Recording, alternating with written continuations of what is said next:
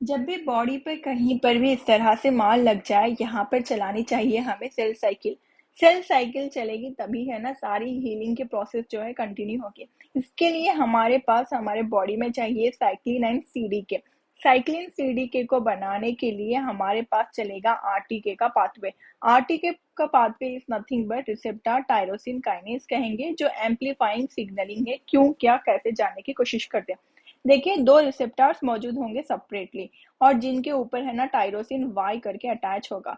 जैसे ही लिगेंड आएगा और है ना बोलेगा कि सेल को है ना साइक्लिन और सीडीकी की जरूरत है, सेल साइकिल करवानी है हमें, तब है ना यहाँ पे ये जो रिसेप्टर है दोनों सेपरेट थे, अब है ना डाइमराइजेशन करेंगे, करीब आ जाएंगे। और यहाँ पे ये जो वाई है टायरोसिन, उसके ऊपर है ना फॉस्फेट अटैच हो जाएगा, जिसे है ना ऑटो फॉस्फोराइलेशन कहेंगे, क्योंकि ये अपने आप को फॉस्फेट अटैच करवा लेगा। और जैसे ही ये फॉस्फोराइलेट हो जाएगा, यहाँ पे मौजूद साइटोसोल में जीआरबी करके, जिसके पास तीन सब यूनिट्स है, एक तो है एसएच2 और दो है एसएच3।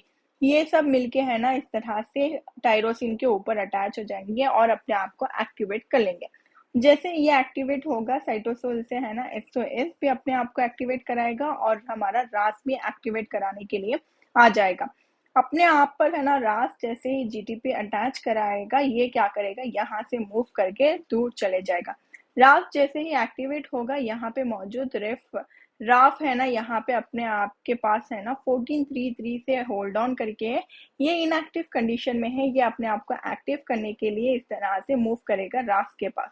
और राफ जैसे ही एक्टिवेट अपने आप को कर लेगा, ये 1433 को रिमूव कर देगा, और यहाँ पे ये एक्टिव होने के बाद मिक मतलब मैप के पास जाएगा, और यहाँ पर इसके पास जाकर है ना इसे फॉस्फेट अटैच करवा कर एक्टिवेट करेगा, जो मैप के को एक्टिवेट करने के लिए बहुत इंपॉर्टेंट रोल प्ले करेगा।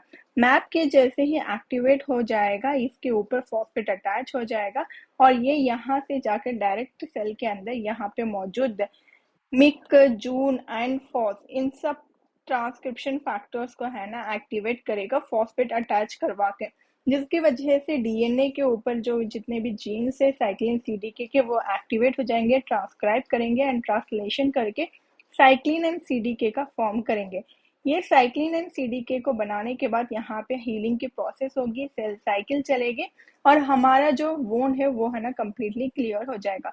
ये सारे के सारे प्रोटीन इस तरह से एक दूसरे को एक्टिवेट कर रहे हैं, जिसकी वजह से हम इसे एम्पलीफाइंग सिग्नलिंग कह रहे हैं।